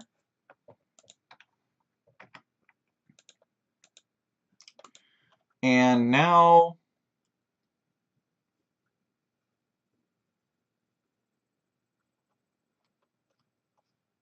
we've got some pretty elaborate code here. And I almost wish that we had figured this out in advance, but oh well. We'll just do it for the first one, which is in the center, and then if it works well, we'll expand it. So RMS processor v3,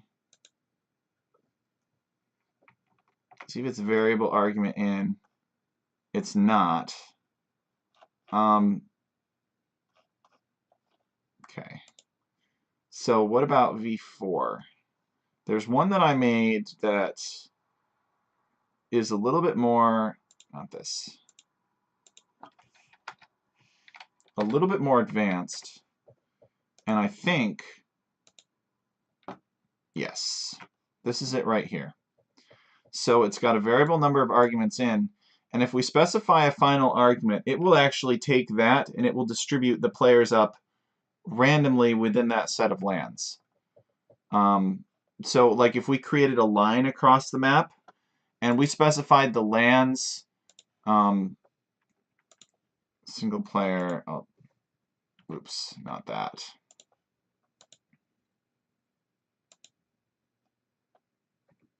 So if we created a line across the map, like this way, and we input that line into our RMS processor function, it would do its best to distribute the players evenly along that line.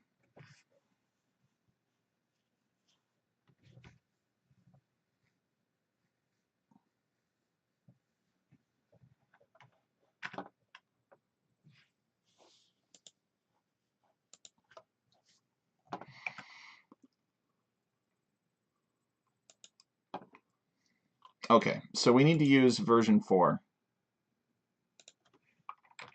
V4, V4, V4.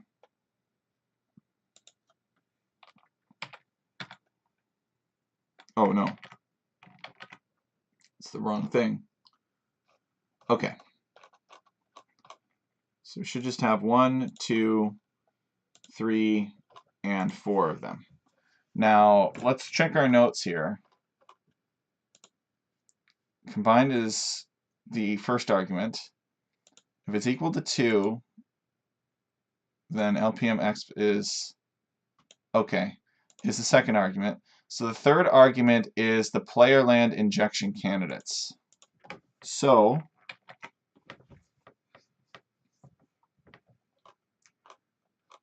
we need to, oh gosh, we need to do all this again. We need to do this twice. Ouch. Okay. Well, that shouldn't be too hard. It's going to be messy, though. It really is going to be messy. So we've got an M, and that is the ultimate deliverable here. Do I want to create a separate function for this? I mean,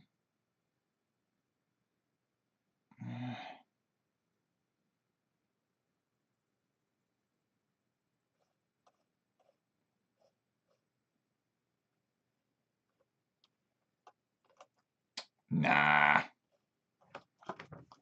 I'm not going to do that yet. Could be a mistake, but I'm not going to do it yet. Can get rid of this for now.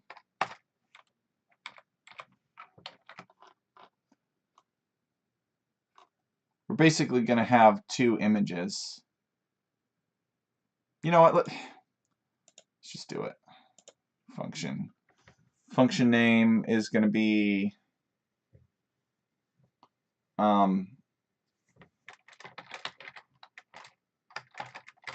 image to lands. Okay.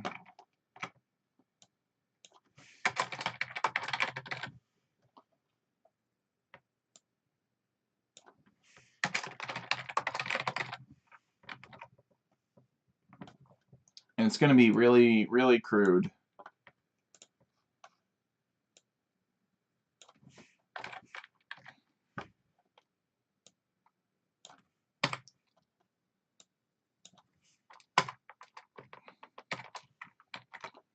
And we're going to put this at the back.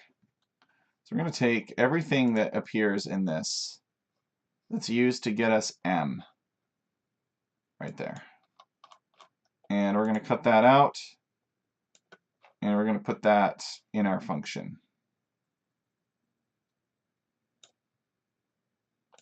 And so the only thing that we're going to have that's not going to go in there is going to be L, which is the link.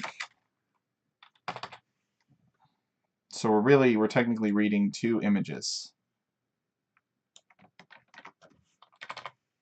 Oops. Okay.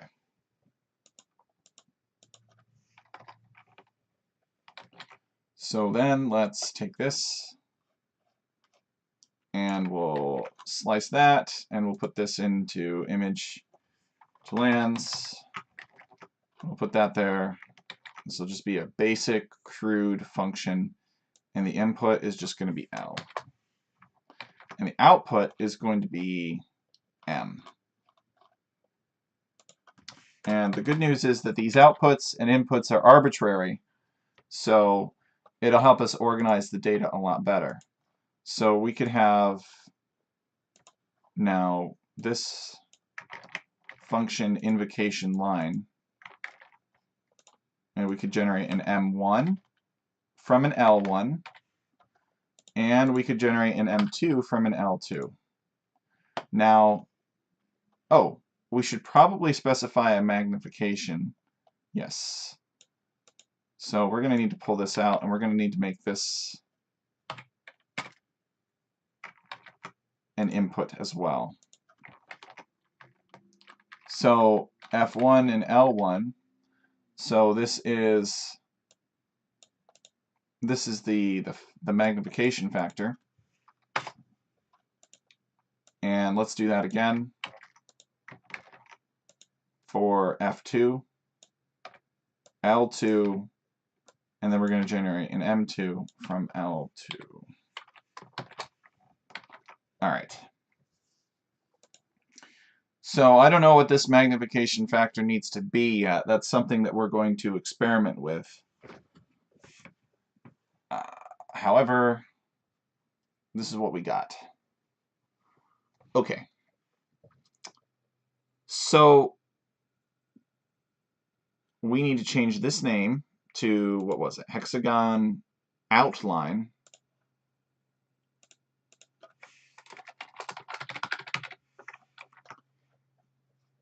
And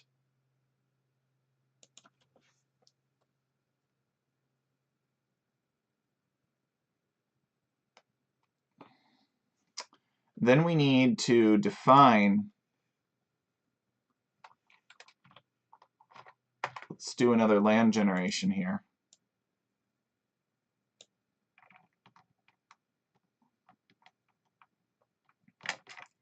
Okay, so we're going to have player land injection, and that's going to be equal to some stuff.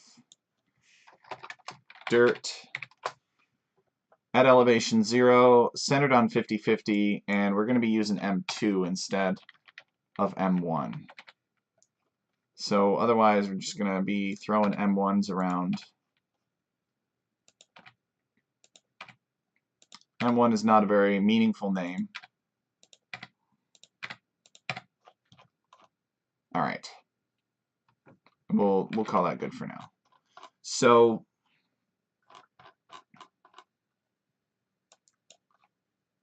now we just need to specify M2 as an additional input to RMS processor v4, and player land injection candidate. So it should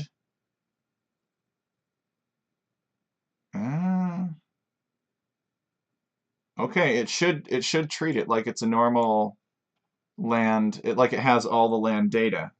And it should be foolproof. I haven't used it very much, but let's try it. So I do know that it exists.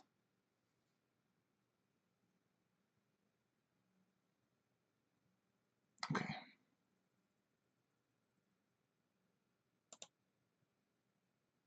Now remember that it's only going to do it for 1 or 2 players, because that's all that we've set up so far. Oh man, no. Okay. So image to lands at line 28. Ah, right. So we need to specify in image to lands, we need to specify F1 and we need to specify F2. Okay, forgot that we added that other input.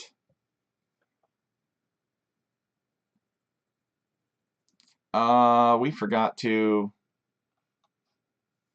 suppress an output somewhere.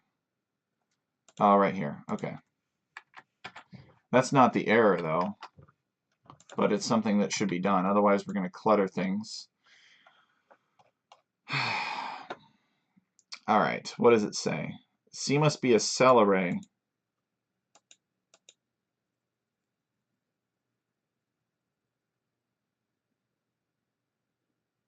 Ugh. So line 50, 53, 55. What?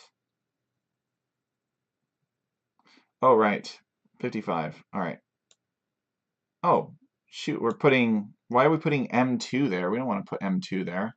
We're using M2 up here. We want PLI up here. Shoot, no wonder it's throwing an error. We want to use what we're creating from M2 here to create the injection candidates. All right, there we go. So it did it. I don't know what it did, but it did something. And we need to check that out. Okay, let's suppress this, that. And let's see what happens. So we need the giant map size. And we need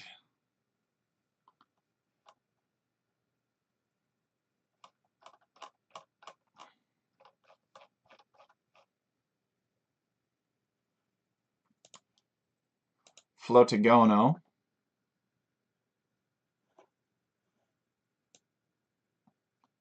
Well, well, well, would you look at that? We did it. We got dirt here. I don't know why this is here. This pond is kind of strange. Seems. But without even trying, we really... That's quite nice. How that was done with so little effort, basically. Again, I don't like the presence of this pond. That might require some tweaking. Maybe this is too close to this, or it's somehow interfering with it. You can see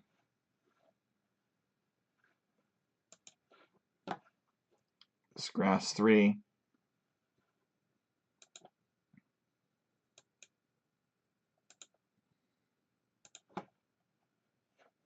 Did we not...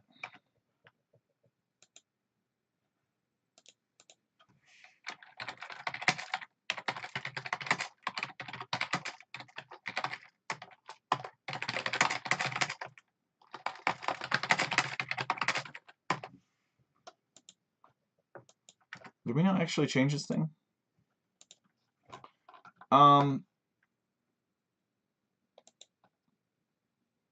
All right, let's get rid of this.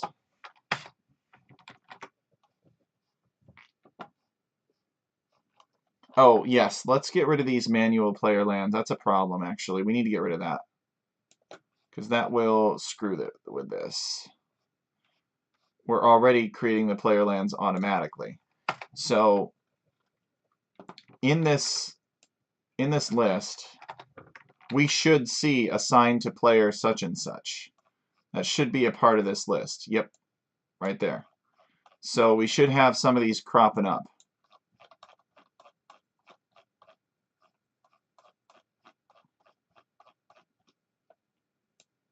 Okay.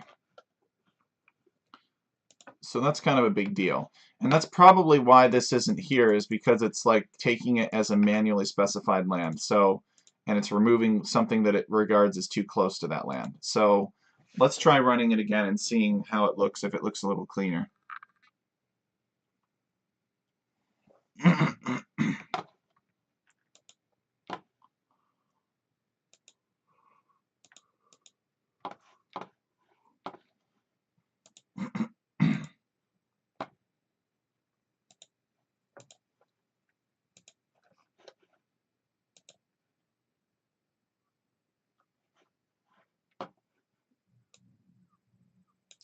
Not really. And we have this outline is quite large. Are we... We do have the players properly assigned, though.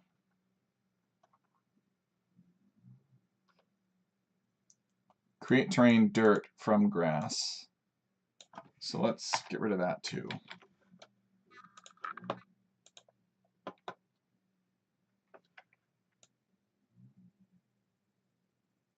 All right. No players appear anymore. See if we can edit the object information. And let's get rid of this whole second object off grid. Let's just do town center. Don't need this anymore with this technique.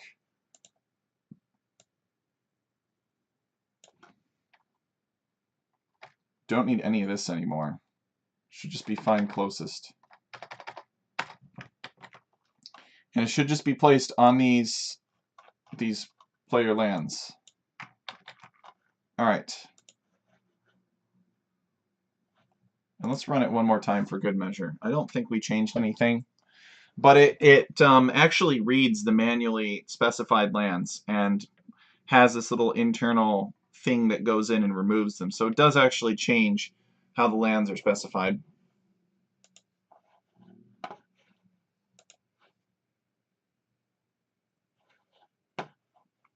Okay, I don't see the dirt, but there is a little bit of dirt here. And it looks like there's the player town center can't spawn properly because this pond is here, which is bizarre.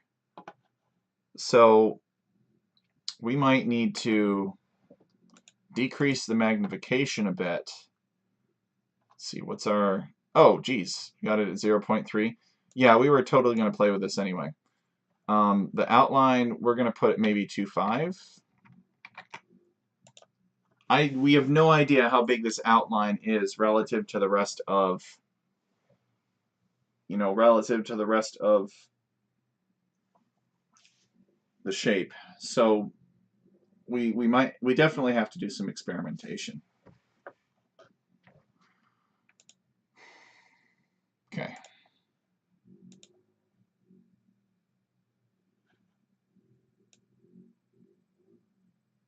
Okay, we have two ponds now.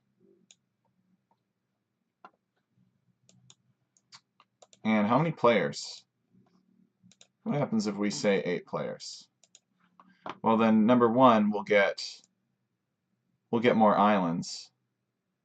But it seems like we're not getting the thickness that we want.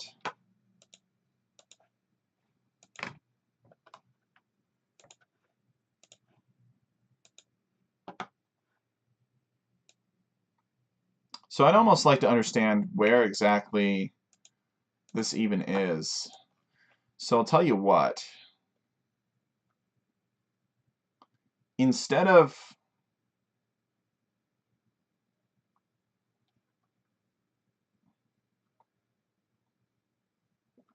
this line right here, let's copy this and comment that out and come down here and paste it. And instead of having like some player injected land at the end, let's leave that off and let's instead put it here. so that it does not try to inject the player lands, but it just tries to trace the outline. And it doesn't try to make the standard hexagon either. It just makes that outline. And let's see where that outline is, if it tells us. This will only work for 1 or 2 players, obviously, because that's the one we're experimenting on now. But that's fine.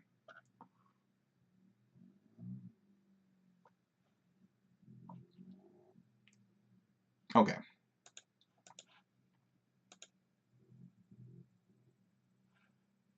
What in the world? Well, no wonder it's freaking out. We got 3 of them. That doesn't make any sense. Hold up. Yeah, 2 players selected, and we somehow have 3 of these shapes. 3 of these shapes of dirt. And we need just the one. What is going on?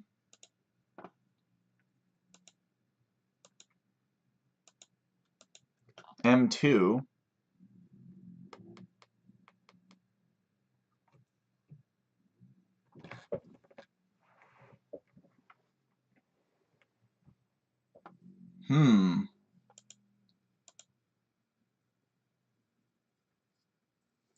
K equals 1. Surely that's not messing with this somehow, right? We have M2 and we just have, just one set of data. Got M1 and it's 646 data points, and we got M2 and it's 348 data points. So why on earth is this happening? Why is it giving us 3?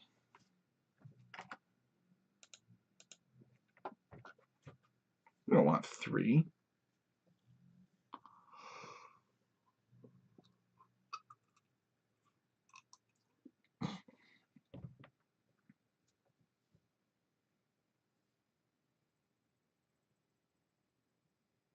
I don't know. I don't know. I'm going to have to think about that one, I think. I think I have to think about it.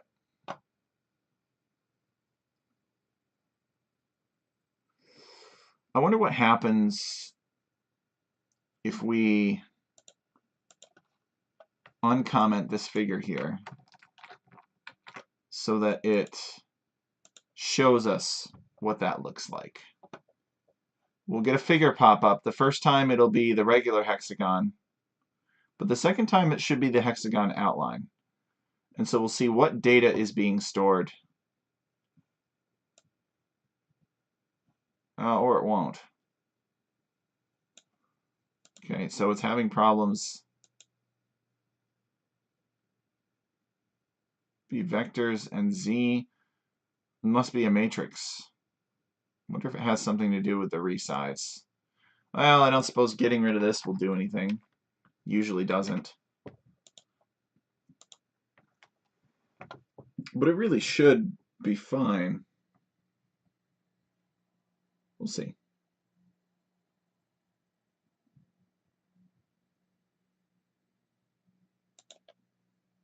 No. All right. Contour filled. That's just as good. And we'll, for good measure, we'll throw in a color bar. Take that.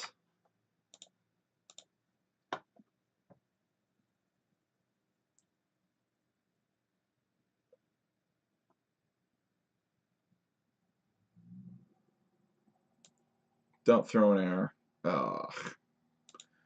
Threw an error. This is the problem with moving things into functions. They're harder to debug.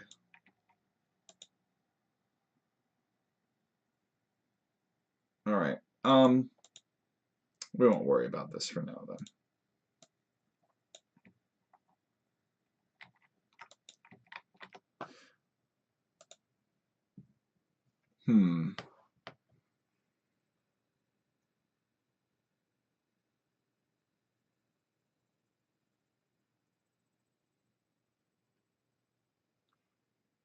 It's got to have something to do with the number of times that it's doing this.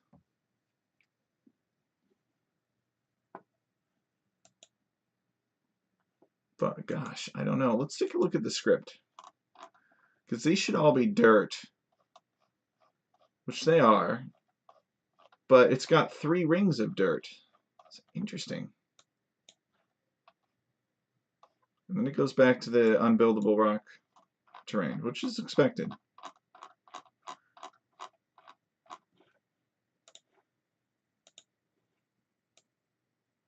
So why are we getting the triples?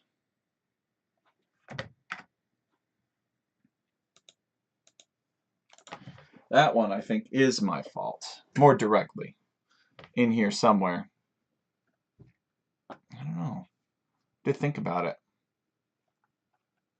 At least I think I have to think about it. Alright. I think I'm going to go to bed now, Cesar. And I will sleep on this. And I'll see what ideas I come up with to try out tomorrow. I don't know if you'll be around much tomorrow. I've got some things going on. I'm going to try to do more scripting tomorrow. I've got another guy I'm going to try to help. Maybe I need to rest. Exactly. But the project isn't going anywhere. We've got time. I'm happy to help. It's a good challenge. I enjoy it. I hope that you enjoy hanging out with me too. Hopefully you've got something more exciting going on a second screen in the meantime. But I appreciate you being here, allowing me to ask you questions and get your thoughts about what you want. That's very, very important. That's one of the most fundamental things of life, is if you want something, you got to make sure you say that what you want. Otherwise, people are going to give you whatever's easiest for them. And it may not be in your best interest. And it may not be in their best interest either, because then they won't impress you. Moyne says, hey, Tech Cherry, have a good night. Hope we can play tomorrow evening. That name looks familiar. Nothing, just seeing you do the magic. That name looks familiar. Are you, Moyne, are you in Akal's 3v3 league? Is that where I recognize your name from? Yeah, so I'm gonna rest on this, and I'll probably work on it tomorrow morning after I come back fresh with ideas. The 3v3 league. Ah, okay. Yeah, I'm a substitute for my clan, Viridarks. There are 4 of us, but we've got an extra guy in case somebody can't play or has a conflict. And I know that Plush Werewolf has been working hard with scheduling with the other team, and it looks like you are the other team. So, yeah, that should be a good opportunity. The 3v3 league is a lot of fun. You know, it's good to play against other teams that are motivated and practice some different maps besides what's in the rank pool. Akal is a great guy. What I really like about Akal is that he's not afraid of doing the right thing, even if it's going to be unpopular and even if it's a tough decision. Like, Akal will discuss the reasons for or against why something is the right thing to do, and then depending on the decision that's made, depending on what he thinks is right, he'll do it. He doesn't care if some big bad guy says no or disagrees with him, and I really respect that.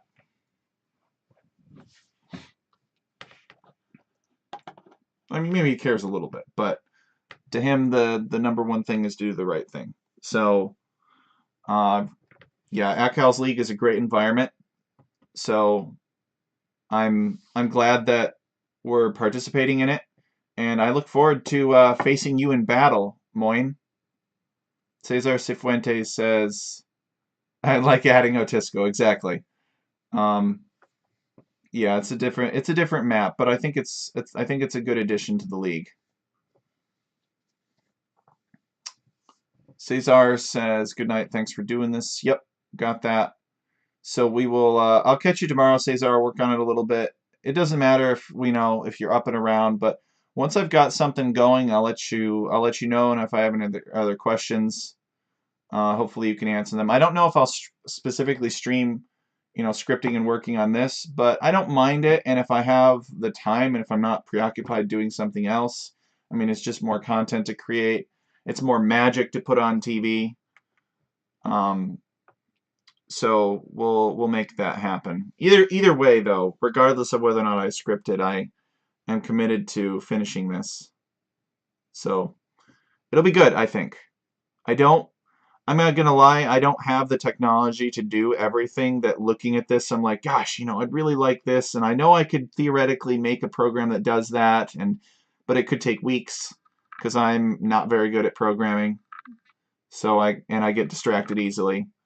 But I think I've got the tools in my toolbox to accomplish what we need to accomplish, based on this idea of the player injected lands at the end of the processor function. So I think that can be done, and I'm looking forward to trying it and figure. But first, I got to figure out why we got 3 of these hexagons. So I'll do that tomorrow morning, and I'll get back to you. It's probably something stupid again. Hopefully, not missing a space in a comment. All right, so good night, guys. Thanks for being here. Thanks for hanging out and for your direction. And I look forward to seeing you tomorrow.